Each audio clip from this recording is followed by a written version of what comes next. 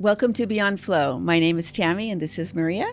We're your hosts, and we're here today to take a little different approach to an episode, which is just to ask questions. We have conversations all the time, and we thought we'd just share what it's like to, the things that we ponder. So this one is just going to be different questions and different points rather than one subject.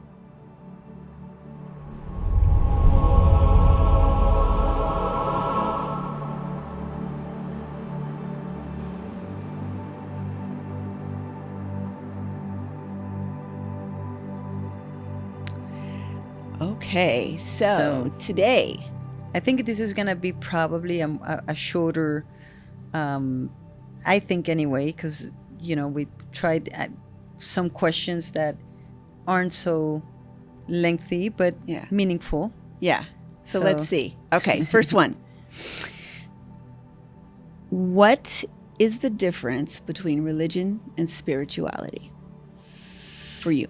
For me? Okay, well,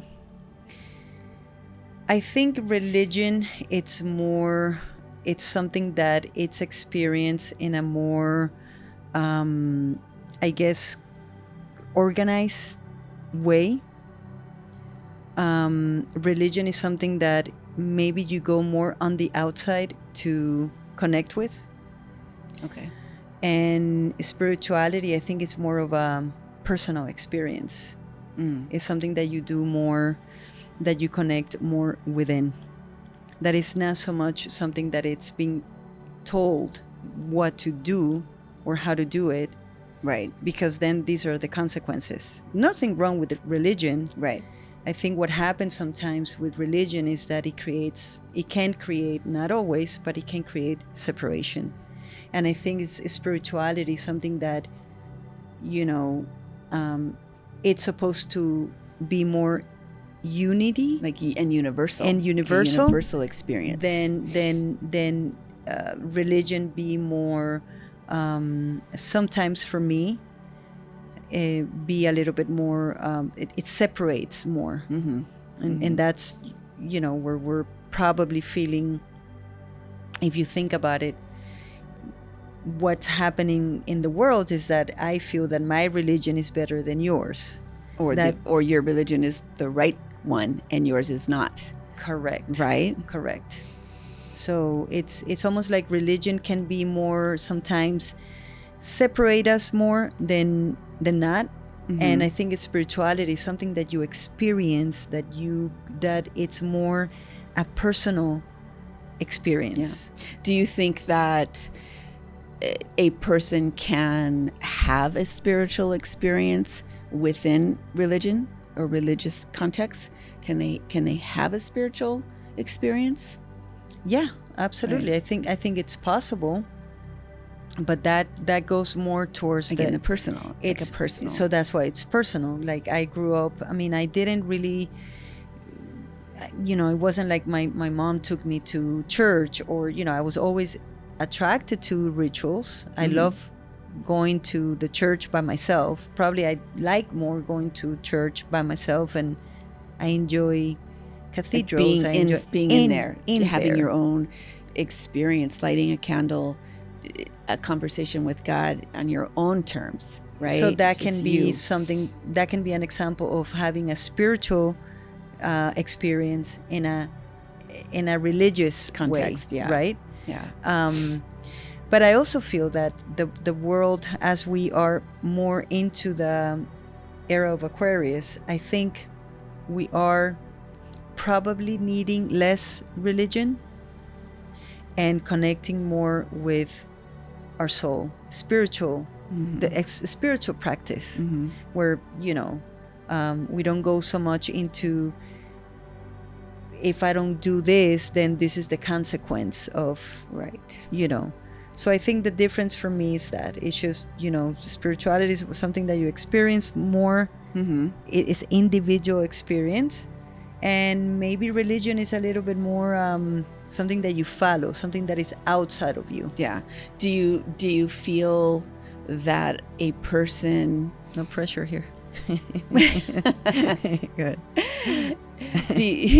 That a person born, say, in India, and a person born in, California, two very different realms from a religious perspective, different, in general, thought to be, maybe a Christian upbringing and a Hindu upbringing, not to stereotype, because obviously everyone lives everywhere, but just in general, when you're born in a certain region, you may have more experience with certain types of religion.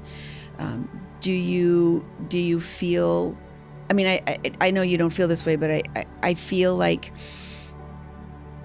religion can sometimes be very, it's my way or the highway. Like if you don't see things through the eyes that I see them, you're not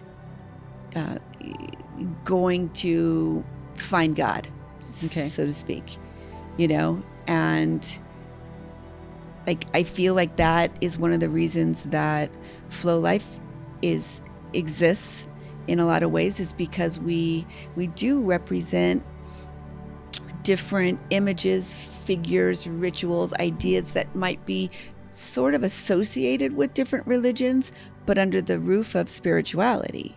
Because a person who maybe never knew what Ganesh was, that grew up Catholic, can actually connect to that energy of opening doors, of removing barriers, of clearing the path, because without it being religion. Right, because I think that what you're talking about, and I think I understand your question, and let me answer first. I don't know if I actually asked a question, but concept-wise. But I think I understand what you're trying to ask, and is, if a person that is from India and then a person that it's in California and with different backgrounds, different religions, I guess the question is, how can they experience the same?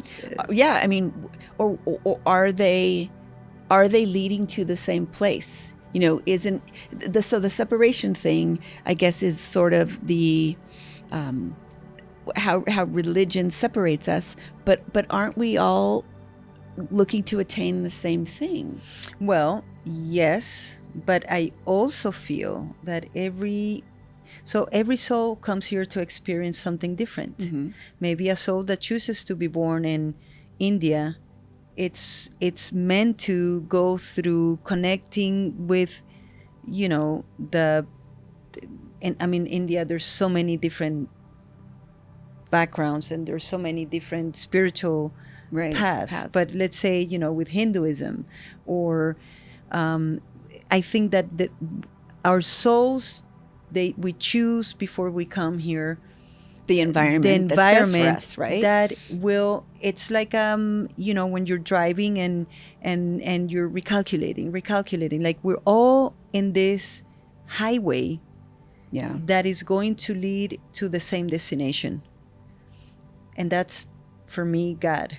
For me to elevate the soul, to continue the elevation of the soul. And that happens, maybe I know that you were raised in a more Christian background, but you weren't, there were certain things about that background that for you didn't resonate with doesn't mean that it's wrong. Some of the teachings or the I was like, I don't feel that. Right.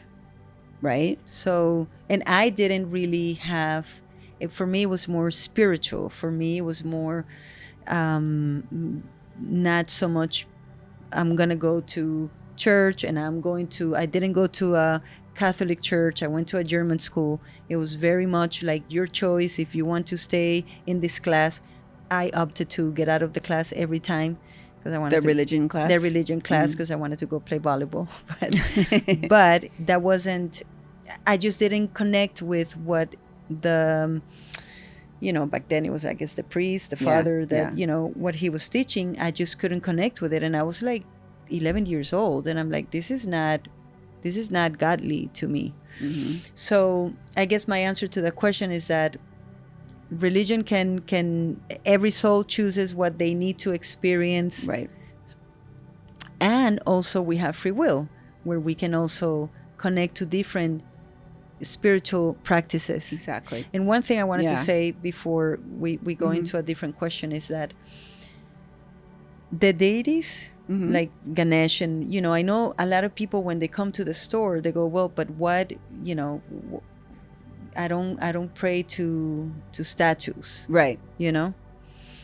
and I've never saw it that way, because I'm not praying to. For me, what they represent is a state of consciousness, and there's an energy that they represent. I mean, it's impossible when you see Exactly. a Buddha that you don't feel calm. Right. So you don't have a Buddha.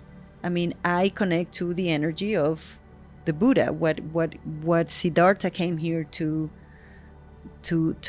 transform teach humanity, and to teach and reach enlightenment. and exactly. Don't we all want to reach enlightenment? It's not based on it.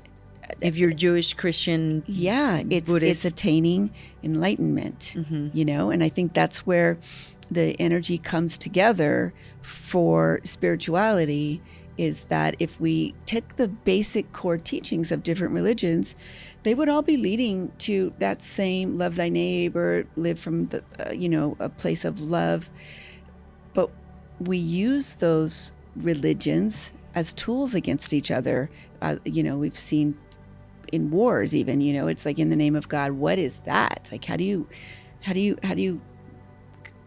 kill someone in the name of God? That just doesn't make sense. Right. So, because those are extreme. yeah, of course, They use the name of God to do things that's been for centuries. Like, that's right. So that's where it gets used against us, and that's why I think people now becoming more attuned to a spirituality versus so much organized religion. It just makes more sense of where we're going conscious wise. Correct. Yeah. It's So so interesting. So I have a question for you. Well, hopefully I answer. Yeah. Didn't Beautiful. extend myself too much there. So I have a question for you. Okay. I don't know if people know, but you are a vegetarian. I am. And I think you became a little bit of a background. You became a vegetarian since you were 18, and it wasn't for health issues or health conscious, but it was more for the treatment of the animal. Correct? Yes. Like And it for me, it was even more just, it was like innate. Like, I just didn't. Your soul came like that. I didn't even, when I was little, I didn't even resonate with eating meat, like, Wow. on the table. Ask my mom. I was a rebel. I used to take a loaf of bread and put it on my plate because I didn't like, it's like I couldn't stomach it as I was getting older and older.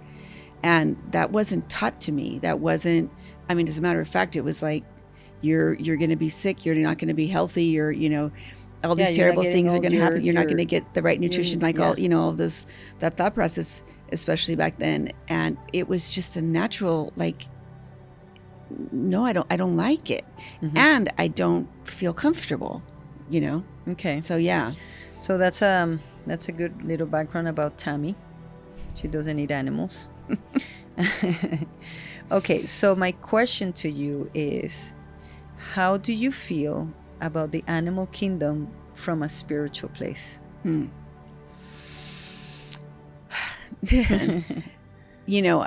think the animal kingdom in general is so pure. They're really not dealing with all the drama that human beings deal with, ego-wise and disconnection-wise. I think animals are connected from their soul is it's always connected. They're here in a physical experience, and undoubtedly going to deal with things, but really, they are very pure. It's like little kids. They're very pure. And life and death for an animal is something that it's like they understand when, especially like we think about domestic animals, you know, those are the ones that we're so easily close to, Connected with, you know, yeah. connected with personally, their family members. And, you know, when it's their time to go, it is dreadfully difficult for us. I mean, gosh, it's painful. Yeah, it's hard. It's hard. But for them, they already know when that time is coming. They know they're transitioning. I believe they're kind of communing and communicating and prepping for all of it. So when that actual moment comes, it's smooth. They're not suffering. Their physical body, yes, possibly go through suffering, but their soul isn't suffering like we do. They don't feel attached to this realm. They are here, you know, the domestic ones especially, they're companions to humanity. They have an unconditional love that is, you where do you find that? It's not found in human beings. We have to work so hard to attain unconditional love. Animals have it naturally. Right. So right. they're inspiring. You know, the ocean, wow. The ocean we don't talk much about the ocean. The ocean is like we talk more magical. Yeah, it's like a different completely world. It's astral, it's cosmic, it's mesmerizing. And even the colors that come from the ocean and just the way everything works together, the more untouched by humanity, the more perfect it is, the more astral it is. It's like, I feel like the astral world and the ocean are like total mirrors of each other. Wow. And we're in the middle messing it all up and mucking it all up. But I have such respect for the animal kingdom, and I think they're teachers. You know, I think the animal kingdom is here to really show us how to work within just a natural cycle of things. And they're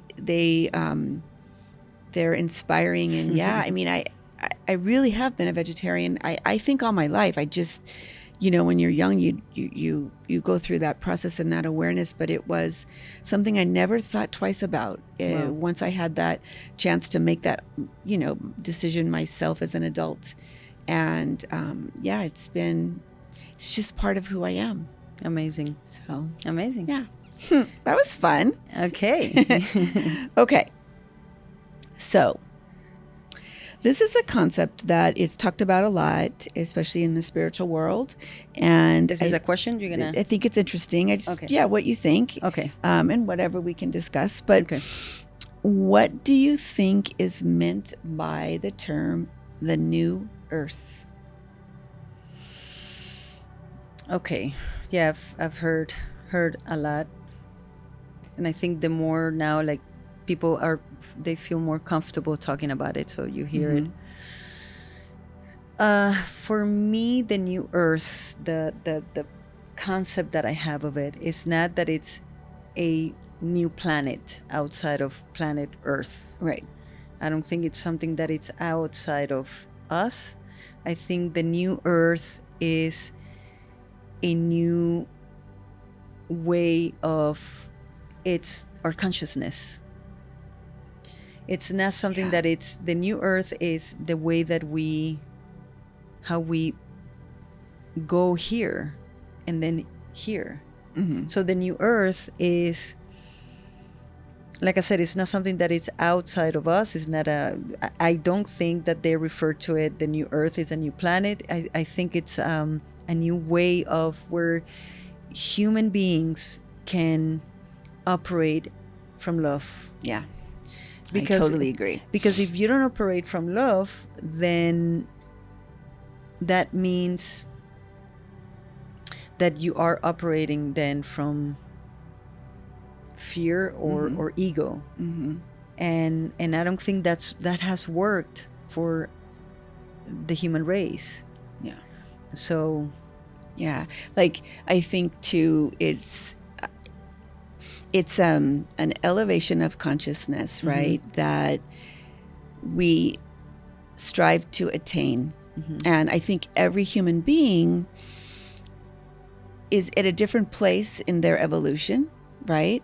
And as we begin to work to elevate consciousness, to ascend ourselves, I think we begin to shift vibration, and we begin to move into living in a different vibration that is, like you say, operating from the heart center. The heart center. From love. Yes. And I think if the entire experience operates from that, we will be living a very different reality. And will every human being at the same time transcend to that? I don't think so. I think every human being is on their own journey, right, and their own timing of when they attain that new earth vibration. So the cycles, they continue. We reincarnate, we come back, we start where we left off, though. I don't think we keep starting over. We start where we left off, and we're working to attain that new consciousness and eventually get to experience a realm that isn't so dense. That it's more astral. It's more astral. Right. It's 4D, 5D, and those different terms that are used, so that we get to move. We get to move on. We get to move forward. Yeah, we don't keep in the. And I think that's so. I think the more that those terms are used and talked about, it's because there's more of a collective at this moment that are coming together to create that realm, or to ascend to that realm. And and so I think if it's something that you've heard, maybe you're also at a place where you're connecting to that. And also I think we're the new earth, it's also a place where we can be more genuine with ourselves, like be like honesty. It's and not honesty about let me be honest about something, but operating from a more genuine part of us, that we are more naked with our truth, with who we are. We don't have to wear so many masks. And fear of am I going to be accepted, am I going to be too Judgment, much, am I judgment, and it's just more we come as it is, and that's ego, right? I mean, it's separating from the power that ego has over us. And I think that ego belongs in the 3D world. Ego belongs in the denser vibration. And being genuine and open is not ego-based, and no longer necessary. Yeah, and then you're more vulnerable. Yeah. Which is... And accepting, and loving, and compassionate. And that vibration is held by the collective, not by individuals trying to teach it. It's a collective that's operating on that level. And that is what it feels to be that. And the last thing I want to say about this question is that we will also, as we operate more from a genuine place, from a heart place, which I call it the most sacred space, it's the heart, then we will attract our tribe. We will continue attracting more the souls that are meant to be in your environment, and we will support each other more. It won't be just what can I get from you, what can I have something that I want from you, and I need to step on you to get it. Correct. Forget that. So that's, I think that's the main meaning for me of the new earth. Love that. So hopefully we're heading that way. Yes. Yeah. Even though sometimes it doesn't feel like it, but okay, so I have one last question for you. Okay. And this one I wrote down because I wanted to I don't know, maybe you answered that question with the last one, but let's see. Where do you see humanity heading in terms of consciousness and healing? Well, I think in a nutshell, humanity is always going to be heading to that ascension.